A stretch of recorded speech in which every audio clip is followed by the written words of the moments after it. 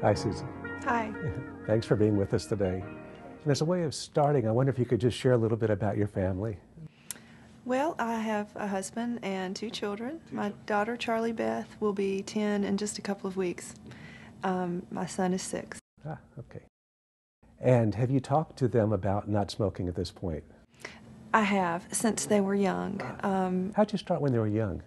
Well, my father-in-law died of lung cancer Ah, when my daughter was 3 and my son was only 6 months old. So they have known from very early ages that their grandfather, who they'll never know, died. He smoked his whole life, and that's something I feel strongly about.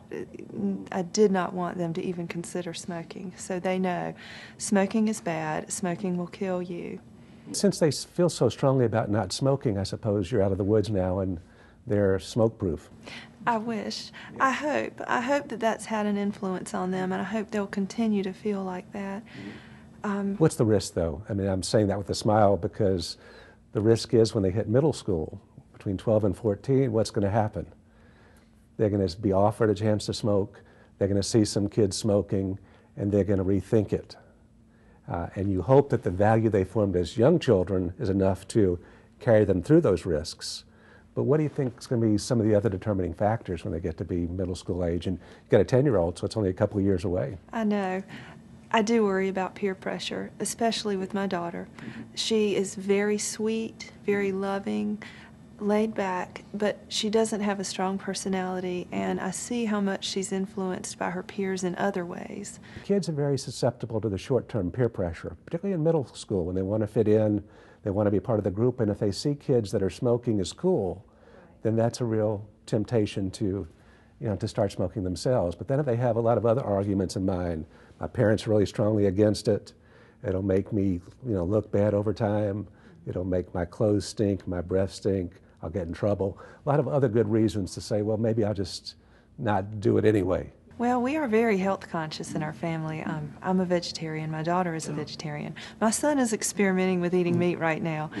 But we talk about healthy foods all the time and exercise, and I tell them all the time, I want you to have a strong, healthy body.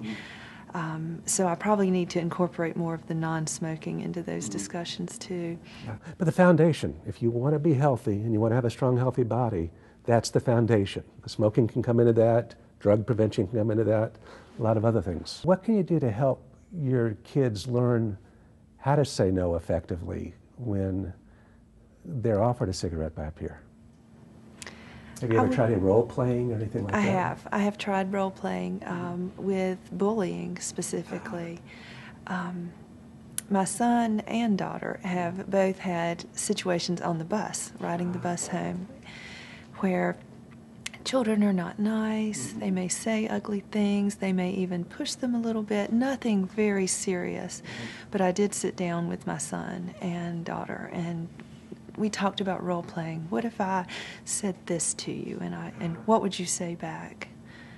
So you think the same thing could be applied to non-smoking? Absolutely, yeah. And role-playing is a great way to help kids prepare, for situations that they might take them off guard otherwise. So the kids that your daughter hangs out with now, do they share her attitude about smoking being uncool?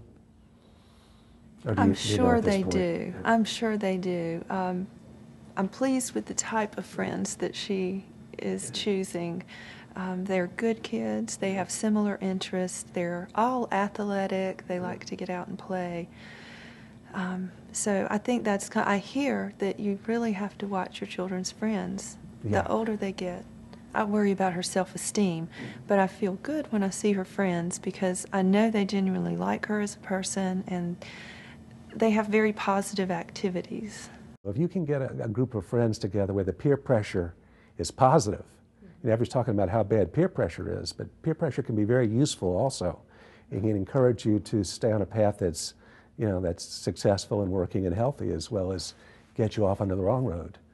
Susan, thanks so much for coming in today. You had some great ideas, and I think your kids are going to be off to not just a great start, but I can't imagine that they're going to wind up smoking later on either. Oh, thank you so much. You're welcome.